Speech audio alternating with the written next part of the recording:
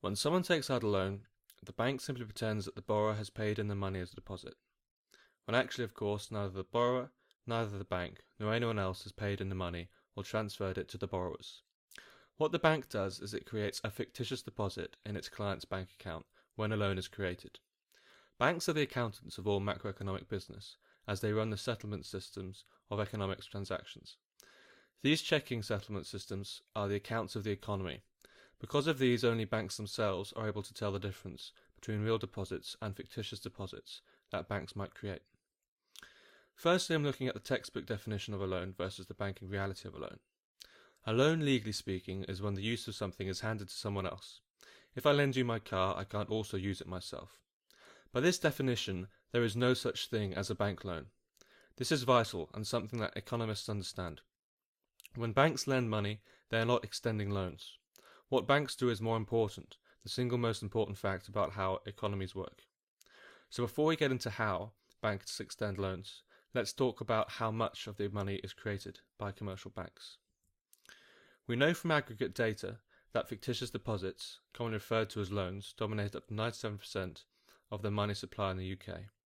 In other monetary systems, such as the EU and the US, this varies, but in all developed countries around the world, the amount of paper currency never exceeds 5%.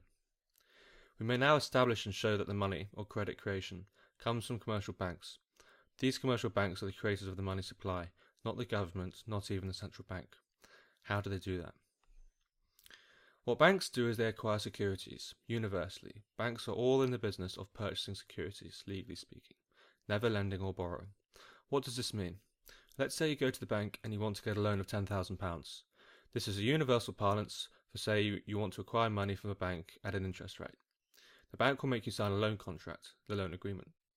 Now legally that agreement you have signed is considered a promissory note. This will be noted in the terms and conditions of the contract, but it is not the standard legal practice of banks to issue anything but promissory notes, appearing as loans, and the bank is purchasing that from you. Now the bank should pay you something as per the contract you have just agreed. The bank will not pay out, literally speaking. It will just record its debt to you, which is called a deposit, which we use as money. So they don't actually have to pay up, and they do not pay up. The way it works on a balance sheet is that the loan contract is seen as a security. So on the bank balance sheet, say £10,000, this is the value of the security that the bank is purchasing, and is therefore shown on the asset side, since the bank is buying this. And then it shows its debt to the borrower as a liability. Technically, it is in fact an accounts payable liability from the loans contract that it should pay out. This is where there is a good reason for a legal challenge, as it is misrepresenting this accounts payable liability as a customer deposit, which is a different kind of liability. And it's misrepresentation because the customer didn't deposit this, and the banks didn't deposit this. Nobody deposited this money, it's invented money. This is not just standard practice, this is the sole and only way in which banks' loans are created. So when you see the amount of money as a borrower in your account, this is shown as a liability to the bank. This was just invented. It wasn't transferred from any other account inside the bank, transferred from any other account outside the bank. Digits were simply added to this new account. This is virtually how all of the money supply, with the acceptance of paper currency, is created. What about the other forms of the money supply? In the UK there are other forms such as Bank of England notes, Bank of Scotland bank notes, Northern Irish bank notes. These notes are created by the respective central banks, but answer to the Bank of England. This, it can be calculated, issues approximately 3% of the money supply, so it's a drop in the ocean compared to overall money transactions. It is also useful to note that the Bank of England, as well as other central banks across the Western world, are not government-controlled departments or bodies. Every Western central bank I have come across serves as an independent advising organisation. The roots of central banks, i.e. the Bank of England and the Federal Reserve, are in private banking. Both of these central banks were created by private banking sectors to protect their interests, and that role naturally continues today. What about quantitative easing then, you may have heard of? This is a separate type of money from banknotes or from credit, if you like. This is where the central bank is purchasing assets from private commercial banks, resulting in banks accumulating credits at the central bank. These are called the bank's reserves at the central bank. Now this is accounting money that is saved at the central bank alone and never leaves it. Thus it never circulates in the economy and therefore can't directly help it. This money does not therefore contribute to inflation since it does not circle within the economy. This money never leaves because in many cases the central bank purchases debt and debt alone from commercial banks. This is a primary reason as to why the Central Bank of America, or Federal Reserve, has a leverage ratio of 200 to 1. In layman's terms, $200 of debt to $1 of capital. If this was a private bank, it would be bankrupt now with all of that debt.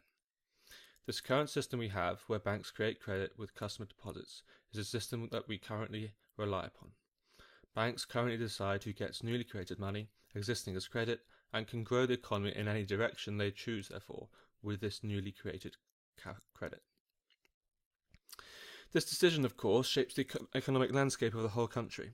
Nobody has asked these banks that when they make this crucial decision, it's done in the right way. No regulation asks banks to distinguish the use of the funds. The single reason for this is that banks claim that they are only financial intermediaries, that they play no part in money creation. Empirical evidence and testimony has proven otherwise.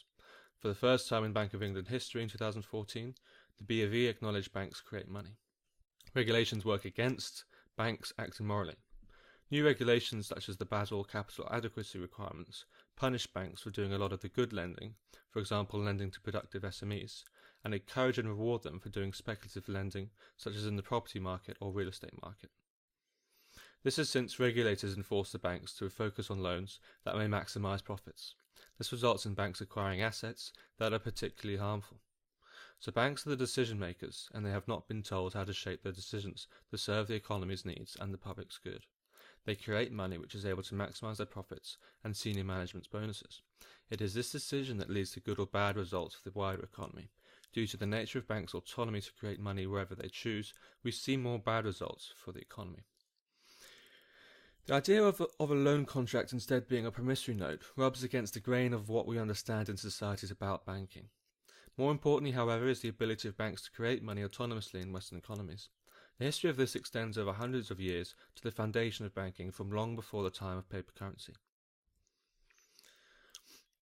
The fact, and not the idea, that money is nearly completely created by commercial banks is not widely disseminated. Banks are able to take advantage of the deposits that the customers make insofar as your deposit you make with a bank is legally a loan to them, which they may extend to any customer they choose, and indeed create additional deposits from your initial deposit. Banks are then able to make additional deposits for their new borrowers and extend the amount of money in the currency system. Any client that holds money with a bank should be aware that the bank has no legal obligation to pay the money back to him or her. In the case of bank bankruptcy or liquidation, there is no legal requirement to pay bank clients back their deposits with any bank. Building societies, investment centres, pension funds, and others are legally required to pay back clients first when they liquidate, as they do not hold bank licenses. The way in which money is created in Western societies is the most important aspect of how an economy grows or shrinks. If newly created money is invested in the wrong way to create fast profit, it is the surest way to creating an asset bubble and huge debts.